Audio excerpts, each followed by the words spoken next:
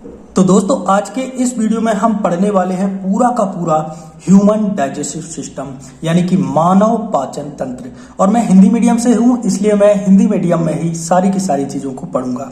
तो चलिए दोस्तों वीडियो को स्टार्ट करते हैं। पाचन तंत्र में सबसे पहले आते हैं पोषण के पद, स्टेप ऑफ न्यूट्रिशन।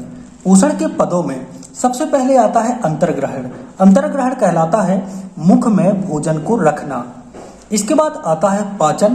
पाचन क्या कहलाता है? जटिल भोज्य पदार्थों का सरल भोज्य पदार्थों में बदलना। जटिल भोज्य पदार्थों का सरल भोज्य पदार्थों में बदलना पाचन कहलाता है। इसके बाद आता है अवशोषण। अवशोषण क्या है? पचित भोज्य पदार्थों का आंतों की दीवारों के द्वारा अवशोषण करना, यही अवशोषण कहलाता है। पोषण की चौथी प्रक्रिया है स्वांगीकरण। स्वांगीकरण यानी कि शरीर की कोशिका द्वारा भोज्य पदार्थ का ऊर्जा के निर्माण में उपयोग करना। शरीर की कोशिका के द्वारा भोज्य पदार्थ का ऊर्जा के निर्माण में उपयोग करना। इसके बाद है बहिक्षेपण यानी कि अपने भोजन से बाहर मल के रूप में त्यागना। अपने भोजन को शरीर से बाहर मल के रूप में त्यागना, ये कहलाएगा आपका बहिक्षेपण। बात करते हैं पाचन तंत्र की। पाचन तंत्र क्या होता है? मनुष्य का पाचन तंत्र आहार नाल एवं सहायक ग्रंथियों से मिलकर बना है। जो मनुष्य का जो पाचन तंत्र होता है वह आहार नाल एवं सहायक ग्रंथियों से मिलकर बना होता है। आहार नाल मुख से गुदाद्वार तक की जो लंबाई होती है वो होती है 8 से 10 मीटर या 32 फीट लंबी एक नली होती है। आहार नाल से भोजन गुजरता है, ये आपको दिमाग में रखना है। अब आहार नाल जिसकी लंबाई होती है 8 से 10 मीटर, ठीक है, यह एक लंबी नली होती है। आगे मैं चित्र के माध्यम से पूरा समझा दूंगा आपको। जैसे आहार नाल के भाग, तो आहार नाल का पहला भाग होता है मुख गुहा, दूसरा होता है ग्रसनी और ग्रसनी, इसके बाद आता है ग्रास नली, तीसरा भाग है अमाशय, फिर छोटी आंत और इसके बाद पांचवा भाग है बड़ी आंत। अब बात कर लेते हैं मुख गुहा की। लेकिन मुख गुहा की बात करें उससे पहले मैं आप लोगों को बता देता हूं आहार नाल ये चित्र क्या है। देखो, इसको समझने के लिए थोड़ा सा मैं जूम आउट करता हूं, ठीक है। यहाँ पे सबसे पहले क्या होता है, ये है आपकी मुख गुहा, ठीक है। ये क्या है? आपकी मुख गुहा।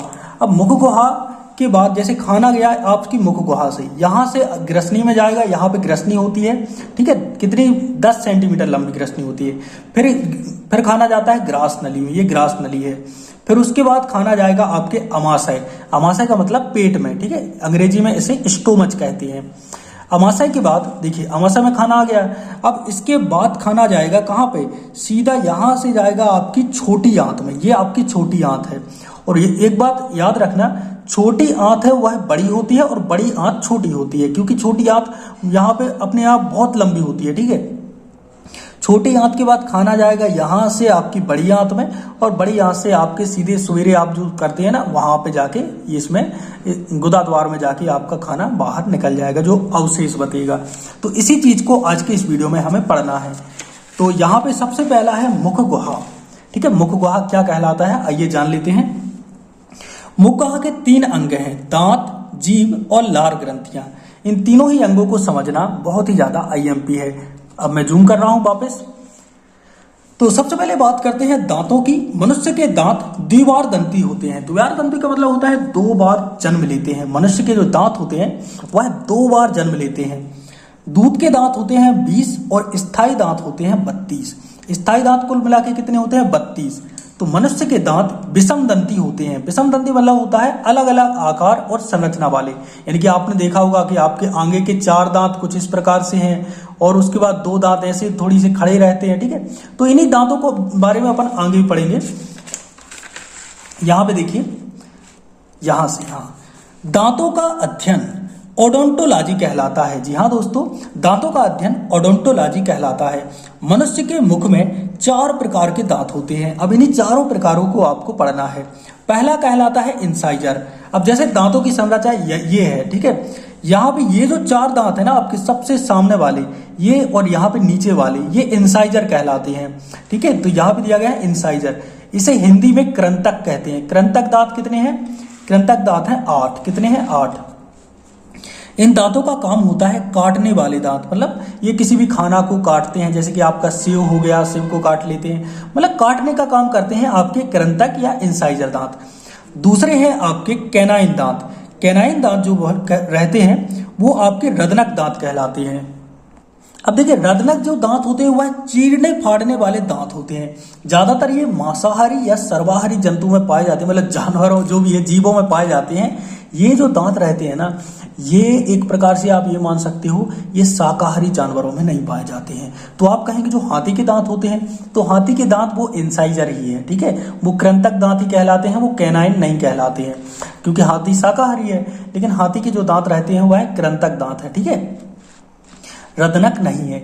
इसके बाद देखो, रदनक कृंतक दांत के बाद जो रदनक दांत होते हैं वो ये हैं आपके 4 कृंतक दांत, ठीक है, ये 4 नीचे, एक 4 ऊपर 4 नीचे, ठीक है, 8 दांत हो गए कृंतक। उसके बाद है रदनक, तो 1 2 3 4, ये चारों दांत हैं आपके रदनक दांत, ठीक है।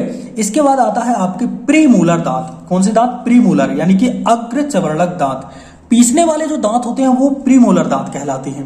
जो दांत आपके खाना को पीसते हैं वो कहलाते हैं आपके प्रीमोलर दांत। यहाँ पे देखिए, ये 2 दांत रहेंगे ना, ये वाले 2, यहाँ पे नीचे भी 2 2 4 नीचे 4 ऊपर, 8 दांत रहते हैं ना, ये आपके प्रीमोलर दांत अग्र चवर्णक दांत कहलाते हैं। और एक बात बता दें, ये जो अग्र चवर्णक दांत होते हैं ये बच्चों में नहीं पाए जाते हैं, ये बच्चों में नहीं होते हैं।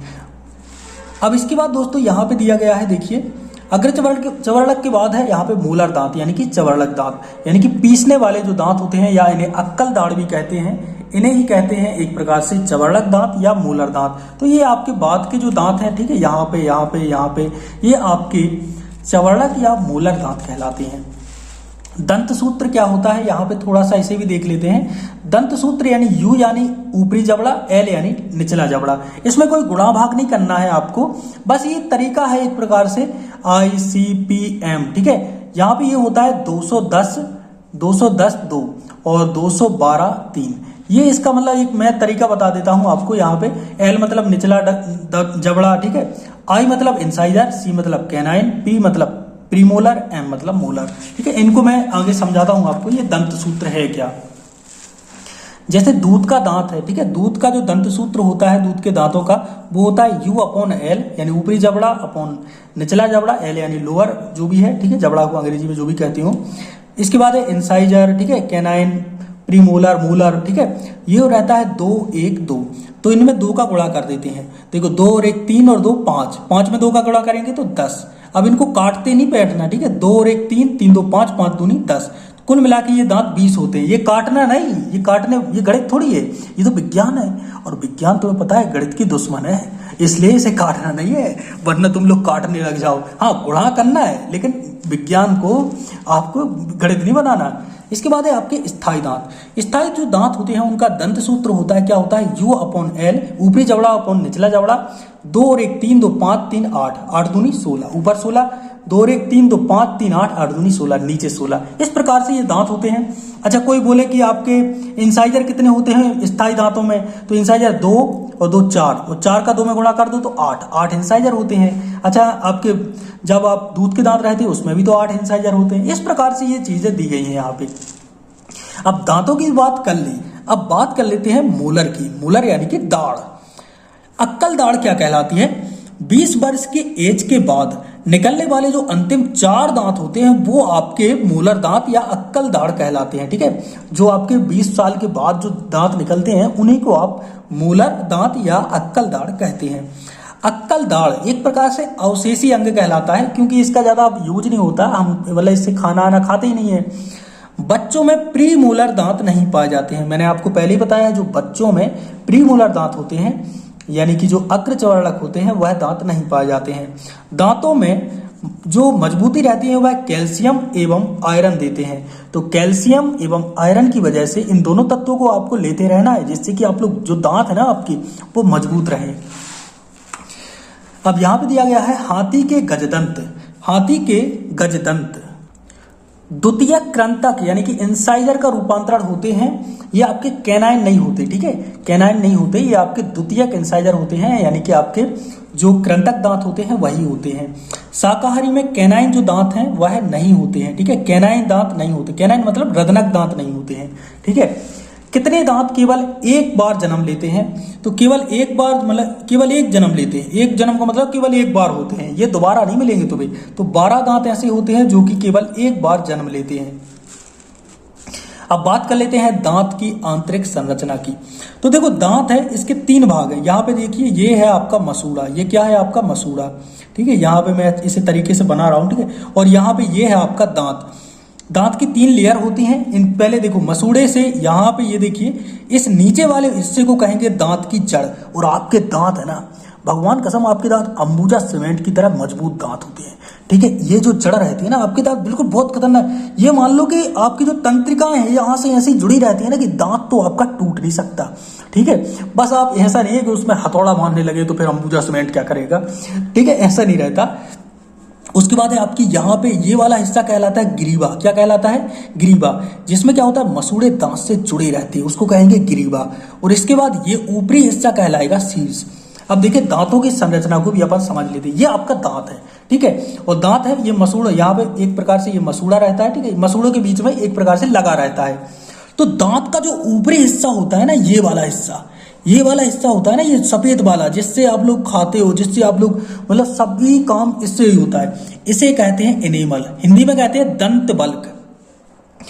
तो तुम हो ना, तुम कुछ भी चीज काट रहे हो या कोई भी चीज है, जो सबसे कठोर जो हिस्सा होता है दांत का वो कहलाता है एनेमल या दंत बल्क, ठीक है। इसके बाद एनेमल के अंदर ये जो परत रहती है दांत की, ये वाला अंदर वाला जो हिस्सा रहता है वो कहलाता है दंत धातु। इसे डेंटाइन या डेंटिन भी बोलते हैं, ठीक है, दंत धातु। इसके बाद यहाँ पे ये कुछ पल्प रहती है। क्या रहती है? ये पल्प रहती हैं। और पल्प यहाँ पे ये देखिए, ये कहलाती है आपकी नर्व यानी कि तंत्रिकाएं। और दांत है तुम्हारा तंत्रिका से एकदम मजबूत रहता है, ठीक है, अंबुजा सीमेंट की तरह है। ये मैंने थोड़ी बोल दिया है बड़ा चढ़ा के, लेकिन दांत वाकई में बहुत मजबूत रहते हैं। तो दांत कैल्शियम फास्फेट एवं कार्बोनेट से मिलकर बनते हैं। तो इसका जो निर्माण होता है दांतों का, वो कैल्शियम फास्फेट और कार्बोनेट इनसे मिलकर होता है। तो अंगली दांतों के बारे में जानकारी है कि दांतों की जो कठोरतम परत है वह एनेमल पाई जाती है। ये तो मैंने आप लोगों को बता दिया है। मतलब जो तुम्हारी दांतों की जो ऊपरी परत है ना, वो एनेमल है। क्या है? एनेमल। दांत डेंटिन के बने होते हैं। काय के बने होते हैं? डेंटिन के। फ्लोराइड का संबंध दांतों की विकृति से होता है। विकृति मतलब उसके विकार से, ठीक है। मुख का पीएच मान 5.5 से कम होने पर दांत खराब होने लगते हैं। इस बात को मैं एक बार और अच्छे तरीके से समझा रहा हूं। देखो भाई, जो मुख है उसका पीएच मान जो रहता है, ठीक है, वह यदि 5.5 से कम हो जाए तो उसके बाद आपके जो दांत हैं वह खराब होने लगते हैं। लेकिन दोस्तों मैं आप लोगों को बता दूं, आपका जो लार रहती है ना, आपके मुंह में रोज 1 से 1.5 लीटर लार बनती है। तो जो लार रहती है उसके कारण लार का पीएच मान 6 से ऊपर रहता है, ठीक है, 6.5 से ऊपर रहता है। तो उसकी वजह से आपके दांतों का जो पीएच मान है वह मेंटेन रहता है। लेकिन जो लोग ये गुटखा, खैनी, तंबाकू वगैरह खाते हैं ना, इनका जो लार है ये थूकते रहते हैं, तो इनके दांत क्या है, उसका पीएच मान मेंटेन नहीं हो पाता है। और उसके कारण उनको क्या हो जाता है, दांतों की मतलब बीमारी हो जाती है और उनके दांत है वो खराब हो जाते हैं। और दांत वही है, दांत 2 बार ही मिलते हैं। 25 साल की उम्र में तुम्हारे आंगले जो कृंतक दांत है, ठीक है, कृंतक दांत है, ये टूट गए ना, तो फिर जीवन में फिर तुम्हारे नेचुरल रूप से दांत नहीं जमेंगे। फिर तुम लगाते रहना वो ठिप्पा पिप्पा जो भी है, ठीक है। इसके बाद दोस्तों दांत हो गए अब हमारे खत्म। इसके बाद हम बात कर लेते हैं जिह्वा की, यानी कि जीभ की। ये हमारे जो हम देखिए कहाँ पे पढ़ रहे हैं, मैं आप लोगों को पहले बता दूं, क्योंकि इससे आप लोगों को एक प्रकार से आइडिया लग जाएगा। मैं बता रहा था आपको आहार नाल, जिसमें मैंने मुख गुहा की बात की थी। और इसी के 3 अंग हैं। कौन कौन से? दांत, जीभ और लार ग्रंथियां। हमने दांतों पर बात कर ली है, अब हम जीभ पर बात करेंगे, फिर लार ग्रंथियों पर बात करेंगे। और इसके बाद हमारा मुख गुहा खत्म, फिर हम ग्रसनी और ग्रास नली पर, फिर अमाशय पर, छोटी आंत और बड़ी आंत, खत्म, हमारा चैप्टर खत्म। अब दोस्तों यहाँ पे देखिए जिह्वा। अब बहुत से लोग जिह्वा को ऐसे लिखते हैं, देखिए मैं थोड़ा सा यहाँ पे बता दूं, ऐसे लिखते हैं जिह्वा। ये होता है जिह्वा गलत। यदि आप हिंदी साहित्य के विद्यार्थी हैं तो आप जिह्वा को ऐसे नहीं, जिह्वा होता है। लेकिन अब जिसको भाई जिह्वा लिखना है, जो भी लिखना है, ऐसे लिखा जाता है, ठीक है, जिह्वा। तो जिह्वा नहीं होता है जीभ। जिह्वा एक स्वादग्राही संवेदी अंग है, यानी कि ये स्वाद को ग्रहण करता है। तुम्हारी जीभ क्या करती है? अबे स्वाद को ही तो ग्रहण करती है। जीभ क्या है? ये मांस का बना हुआ अंग है। जीभ तुम्हारा मांस का बना हुआ अंग है, इसमें हड्डी न रहे, इसमें केवल मांस रहता है, ठीक है। जिह्वा, इसका रंग रहता है ये हल्का गुलाबी रंग का होता है, ठीक है। मनुष्य की जो जीभ है उसका जो रंग रहता है हल्का गुलाबी रंग रहता है। यहाँ पे देखिए ये है तुम्हारी जिह्वा, ये तुम्हारी जीभ है। ये क्या है? तुम्हारी जीभ। ये तुम्हारा मुंह है, ठीक है, ये तुम्हारी जीभ है। अब जीभ जो रहती है पता है, यहां से जीभ रहती है, ये हायोइड एक हड्डी है, उससे कनेक्ट रहती है, हायोइड हड्डी से। यदि तुम्हारी जीभ को कोई मतलब ट्रक में बांध के, ठीक है, जीभ पे एक पिन लगा के, ठीक है, कुछ भी लगा के यदि बांध देना तो वो जीभ निकल भी सकती है, लेकिन जीभ बहुत मजबूती के साथ, ठीक है, एकदम बिल्कुल फेविक्विक के साथ इससे चिपकी रहती है, तो कभी नहीं निकलती। ठीक है, 5 संवेदी अंग यहाँ पे दिए गए हैं, आंख, कान, नाक, त्वचा, जीभ। तो इनको भी दिमाग में रखना। 5 संवेदी अंग होते हैं, आंख, कान, नाक, त्वचा, जीभ। जिह्वा के बारे में मैंने यहाँ पे आपको बता दिया है। अब देखते हैं और जिह्वा के बारे में। तो दोस्तों जिह्वा में ये होता है आपका, देखिए ये है आपकी जीभ, ठीक है, ये आगे वाला हिस्सा है, अगला भाग, ठीक है, अगला भाग। ये दोस्तों आपके मीठे स्वाद के लिए उत्तरदायी होता है, यानी कि तुम मिठाई वगैरह खाते हो ना, ठीक है, ज्यादा नहीं खानी चाहिए लेकिन खानी चाहिए थोड़ी बहुत, तो वो खाते हो ना, उसके लिए उत्तरदायी कौन होता है? जीभ का अगला भाग, ठीक है, ये वाला हिस्सा। ठीक है, इसके बाद दोस्तों यहाँ पे देखिए ये कहलाता है आपका पार्श्व भाग, ये दोनों कहलाते हैं, ये भी और ये भी, ये कहलाते हैं आपके पार्श्व भाग। ठीक है, पार्श्व भाग ये आपके खट्टे स्वाद के लिए उत्तरदायी होते हैं। और जीभ का ये कहलाता है आपका पिछला हिस्सा, ये क्या कहलाता है? पिछला हिस्सा। और ये पिछला हिस्सा होता है ना, ये कड़वे स्वाद के लिए उत्तरदायी होता है। अब स्वाद का पता कैसे लगता है? तो जीभ में आप लोगों ने देखा होगा इस प्रकार से कुछ कलिकाएं होती हैं, कुछ नहीं होती, इनकी संख्या होती है 2000 से 10,000 तक। ये जो कलिकाएं होती हैं इन्हीं की वजह से हमें स्वाद का पता चलता है, तो ये बात भी आपको दिमाग में रखनी है। अब इसके बाद दोस्तों हम बात कर लेते हैं तीसरे भाग की, आपकी जो मुख गुहा है, इसका पहला भाग हमने दांत पढ़ा, इसके बाद जीभ पढ़ा, और इसके बाद हम पढ़ रहे हैं लार ग्रंथियां। तो लार ग्रंथियां क्या है? मुख में लार के निर्माण के लिए 3 जोड़ी लार ग्रंथियां हैं, वो पाई जाती हैं, ठीक है, पाई जाती हैं। एक होता है पैराटिक ग्रंथि, इसे कर्ण पूर्व ग्रंथि कहते हैं। दूसरा है सबलिंगुअल यानी कि अधोजिह्वा ग्रंथि, और तीसरा है सब मैक्सिलरी ग्रंथि। ठीक है, तो देखिए जो पैराटिक ग्रंथि है यह आपके कान के नीचे, ये आपकी सबसे बड़ी लार ग्रंथि है, कान के नीचे पाई जाती है, और इसी में आपका गाल सूज जाते हैं ना कभी कभी, तो गलसुआ रोग इसी ग्रंथि में होता है। अभी कहाँ पाई जाती है मैं आप लोगों को बताऊंगा। दूसरी जो है वह है आपकी सबलिंगुअल यानी कि अधोजिह्वा, ये आपकी जीभ के नीचे पाई जाती है। और तीसरी है सब मैक्सिलरी, ये निचले जबड़े में पाई जाती है। ठीक है, तो ये रही आपकी लार ग्रंथि। लार ग्रंथि की तो बात हमने कर ली, अब हम बात कर लेते हैं लार की। और ये लार नहीं है, ये तो भाई आपका जीवन है, भगवान कसम ये आपका जीवन है। तो दोस्तों जो लार होती है उसमें 98% होता है जल। कितना परसेंट? 98% होता है जल यानी कि पानी। और 1 से 2% होता है पाचक एंजाइम। 1 से 2% क्या होता है? पाचक एंजाइम। ठीक है, लार में जो टाइलिन होता है, टाइलिन यानी कि सलाइवरी, तथा जो लाइसोजम है, ठीक है, एक होता है टाइलिन एंजाइम और लाइसोजम एंजाइम। जो टाइलिन होता है ये लार का मुख्य एंजाइम है। तो लार का मुख्य एंजाइम कौन सा है? टाइलिन है। कौन सा है? टाइलिन है। ये आपको दिमाग में रख लेना, कई बार एग्जाम में आता है प्रश्न। पता है कैसे बनता है? मुंह में उपस्थित लार का सबसे मुख्य एंजाइम कौन सा है? और उसमें 4 ऑप्शन रहते हैं, उसमें लिखा रहता है टाइलिन। और आप लोग पता है पढ़ते नहीं, तो आप लोग टाइलिन पता ही नहीं रहता। अब मैंने आप लोगों को बता दिया, अब नहीं भूलना।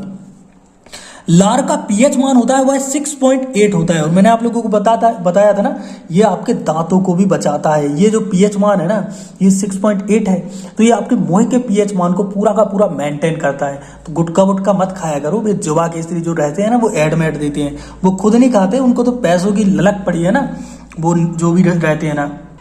और जो लार रहती है वह अम्लीय प्रवृत्ति की रहती है। ठीक है, 7 यदि 7 होता तो फिर वो 7 के बाद यानी कि 7.1 होता ना, तो फिर क्षारीय प्रवृत्ति की होती।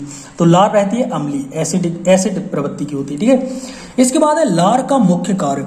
लार का मुख्य कार्य होता है भोजन में उपस्थित स्टार्च को हिंदी में कहते हैं मंड। तो स्टार्च ज्यादा शब्द आता है, ठीक है, इसलिए मैंने स्टार्च ही लिखा है। तो लार का मुख्य कार्य क्या होता है? भोजन में उपस्थित स्टार्च का पाचन करना। लार क्या करती है? जो भोजन में स्टार्च उपस्थित होता है ना, उसका पाचन करती है। दिन भर में लार का स्त्रावण मतलब होता है निकलना। लार कितनी निकलती है? ठीक है, स्त्रावण। ठीक है, इस शब्द को डरना नहीं है, ठीक है, मैं आपको बताते जा रहा हूं ना। तो दिन भर में 1 से 1.5 लीटर, अधिकतम 1.5 लीटर लार निकल जाती है। ठीक है, तुम लोग कुत्ते की देखते हो ना, कुत्ते की जैसी लार निकलती है, ऐसे यदि तुम लोग हाँपते होते ना, तो मुंह से जैसे ऐसे करते होते ना, तो तुम्हारा एक प्रकार से ये कर लो कि 1.5 लीटर लार निकल जाती। तो तुम लोग कुत्तों को बहुत जज करते हो कि कुत्ते के मुंह से लार निकलती है। अबे तुम्हारे मुंह से भी निकलती है।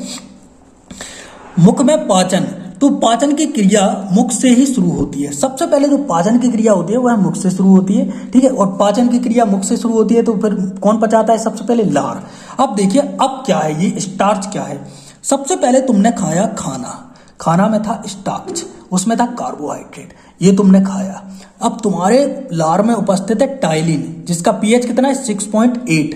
पीएच मान कितना है? 6.8। तो ये टाइलिन क्या करता है? तुम्हारे स्टार्च को 6.8 पीएच पर माल्टोज यानी कि शर्करा में तुम्हारे खाने को बदल देता है। अब तुमने जो स्टार्च खाया अब वो स्टार्च नहीं रहा, अब पेट में गया है माल्टोज। खाया तुमने स्टार्च था लेकिन क्या क्या मतलब बन क्या गया? माल्टोज। टाइलिन स्टार्च को माल्टोज में बदल देता है, ठीक है। यही बात तो मैंने यहाँ पे लिखी है। अब यहाँ पे देखिए दोस्तों, इसके बाद जो दूसरा भाग है जो आपके एक प्रकार से पाचन तंत्र का दूसरा भाग है वो है ग्रसनी तथा ग्रासनली। इन दोनों को हम एक साथ ही पढ़ते हैं इसलिए इसे दूसरा भाग ही माना जाता है, क्योंकि यहाँ से आपकी ग्रसनी शुरू होती है, यहाँ पे खत्म हो जाती है, और ग्रासनली यहाँ से आपके यहाँ तक, ठीक है। ये आपकी ग्रासनली है। तो यहाँ पे मैं आप लोगों को बता दूं, ये जो ग्रसनी है और ये ग्रासनली है ये क्या होती है? सबसे पहले तो ये आपकी मुख गुहा है, ठीक है। यहाँ पे ये आपकी ग्रसनी है, ठीक है, जिसकी लंबाई है 10 सेंटीमीटर। कितनी है? 10 सेंटीमीटर। और यहाँ पे ये आपकी यहाँ से कहलाई यहाँ तक ये आपकी ग्रासनली है, जिसकी लंबाई कितनी है? 25 सेंटीमीटर। कितनी है? 25 सेंटीमीटर। और इसके बाद तुम्हारा खाना जाएगा तुम्हारे अमाशय में। तो अमाशय के बारे में अपन अभी बाद में बात करेंगे, क्योंकि वो आपका अगला स्टेप है अमाशय यानी कि पेट, ठीक है। तो मुख गुहा से भोजन ग्रसनी द्वारा ग्रासनली में पहुंचाया जाता है। तो मुख गुहा से भोजन ग्रसनी द्वारा ग्रासनली में पहुंचाया जाता है, जहां से भोजन क्रमानुकुंचन गति करते हुए, क्रमानुकुंचन वाला होता है ऐसे ऐसे गति करते हुए, ऐसे ऐसे भोजन ऐसे नहीं जाएगा, सीधे सीधे चला जाएगा, ऐसे जाएगा, टुई टुई टुई टुई टुई ऐसे जाएगा, ठीक है। तो क्रमानुकुंचन गति करते हुए अमाशय में पहुंचता है। अब भोजन पहुंच गया तुम्हारे अमाशय में। अब देखते हैं होता क्या है। तो दोस्तों ग्रसनी और ग्रासनली की बात होता कुछ नहीं है, जो भोजन है वो है आपके सीधे अमाशय में पहुंच जाता है। तो अब हमें पढ़ना है अमाशय को। तो नंबर 3 पे आता है अमाशय। यह एक जे आकार की थैलीनुमा संरचना होती है। देखो ये है आपका अमाशय, ठीक है। इसको मैं अभी बताता हूं किस प्रकार से रहता है, लेकिन अभी ये मान लो कि अभी इसको थोड़ी सी आप थ्योरी पढ़ लो।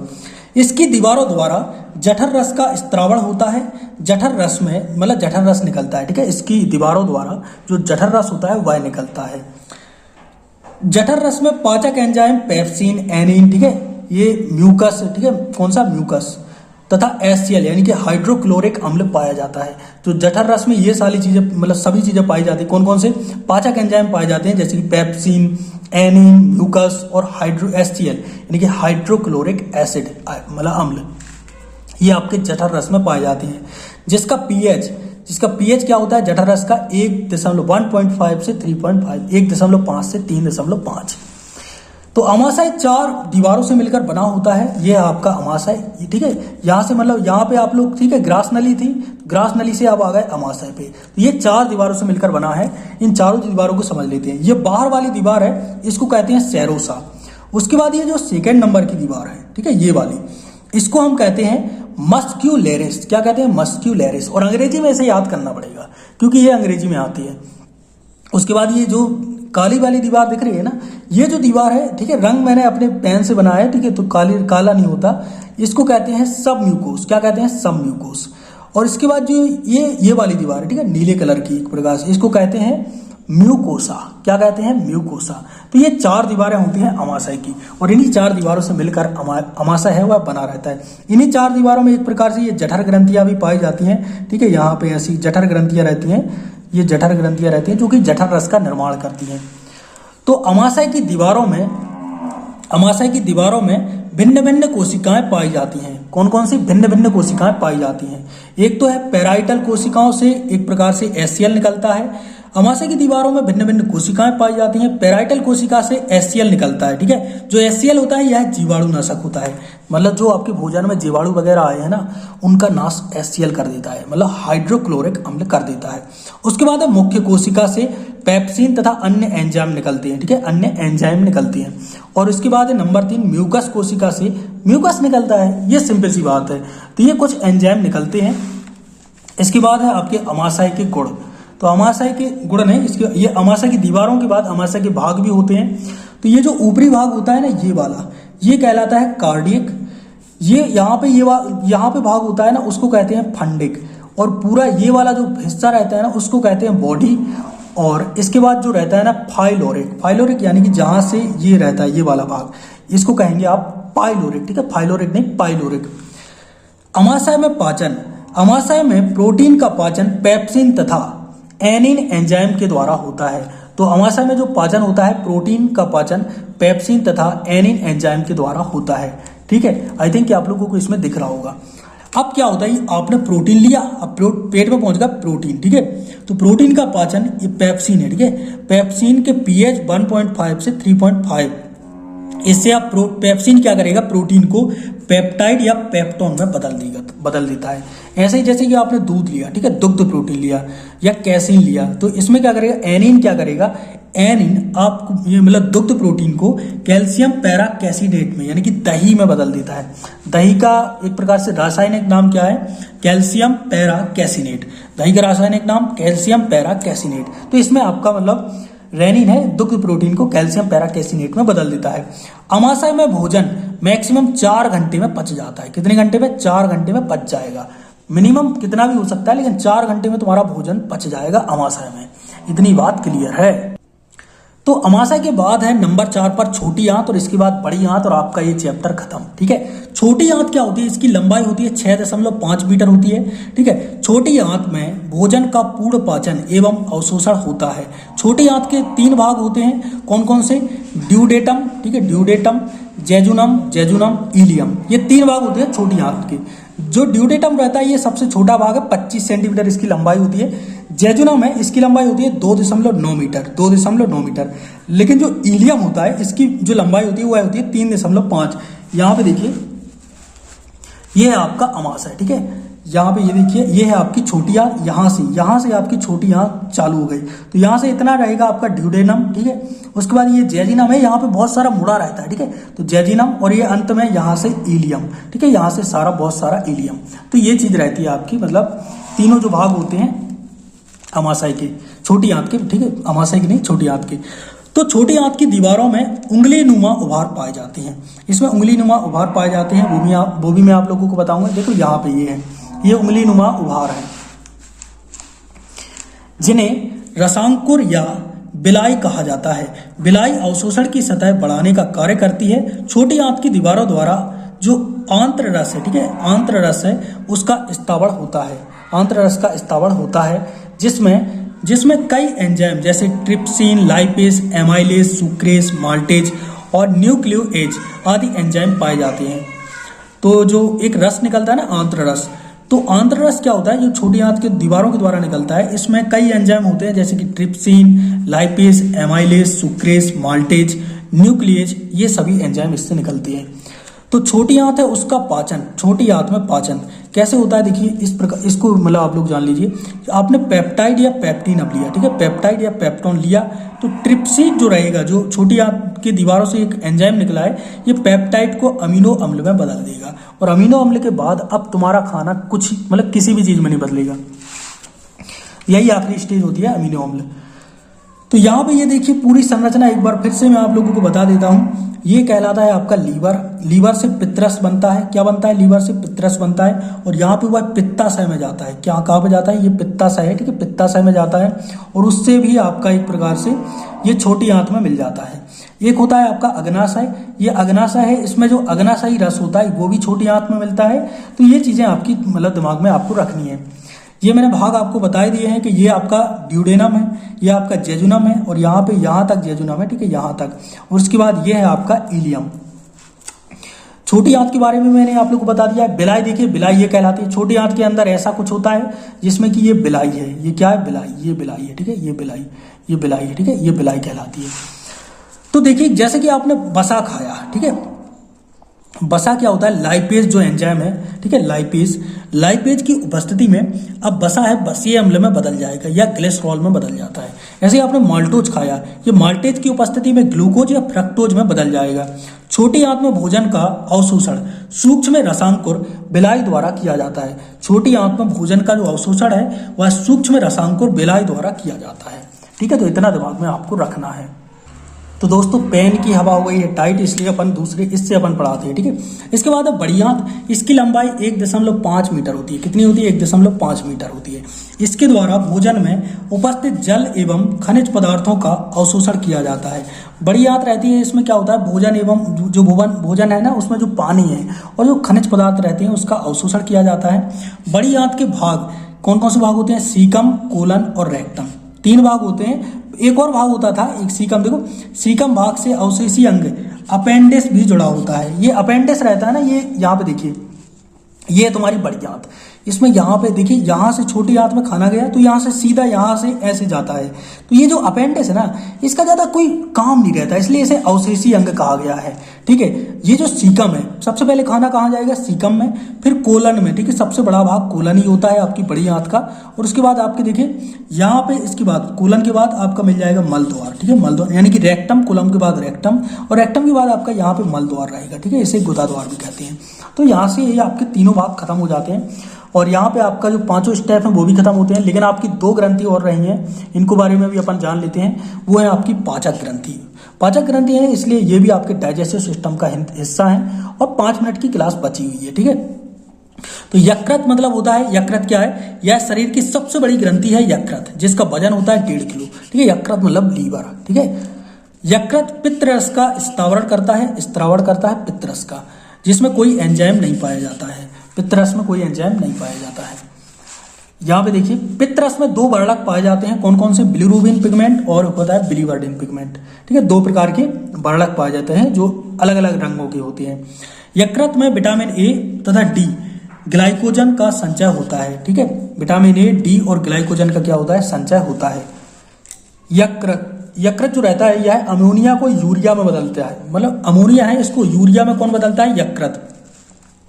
यकृत में सर्वाधिक पुनरुद्ध भवन की यानी कि फिर से बनने की ताकत होती है। यानी कि तुम्हारा जो यकृत है ना, ठीक है, लीवर है ना, यदि कोई आधा, ये तुम्हारा लीवर है, ठीक है। अरे यार ये पेन क्या है, इसको इसी से देखते हैं। ये तुम्हारा लीवर है, ठीक है। इसको यदि कोई काट देना, ठीक है, आधे से मतलब कम 40% काट दिया, ठीक है, 40% काट देना, ये अपने आप फिर से बन जाएगा 4-6 महीनों में, ठीक है। पूरा फिर से जमा हो जाएगा यकृत। ये है तुम्हारे यकृत में दम। तो पित्तरस वसा का पायसीकरण करता है। पायसीकरण क्या कहलाता है? वसा के बड़े गोलों को छोटे गोलों में बदलना। जैसे बड़े वसा के ये बड़े गोले आए तो पित्तरस क्या करेगा? इनके छोटे गोले कर देगा, ठीक है। यही कहलाता है पायसीकरण।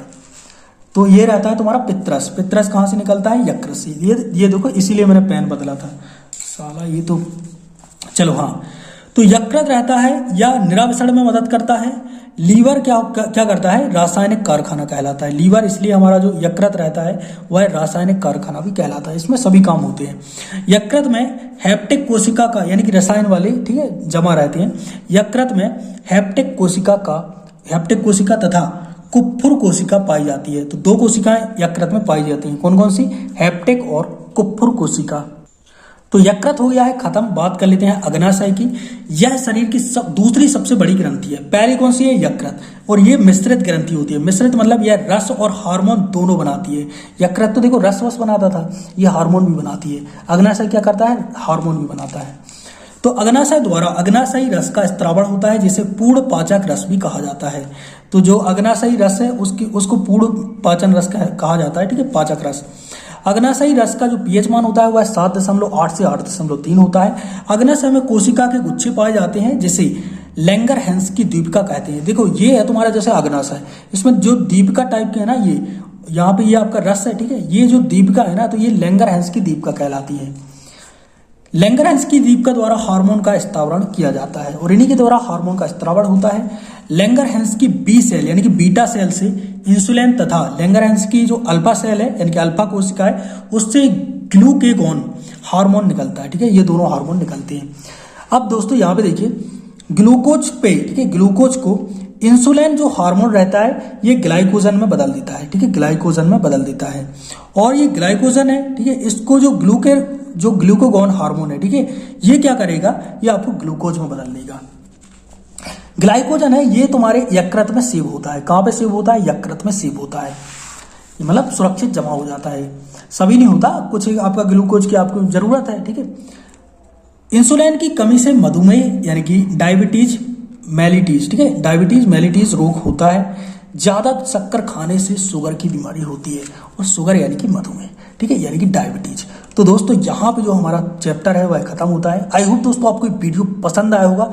पसंद नहीं भी आया है तो कोई भी बात नहीं, मिलते हैं एक और नए वीडियो के साथ। तब तक के लिए जय सिया राम।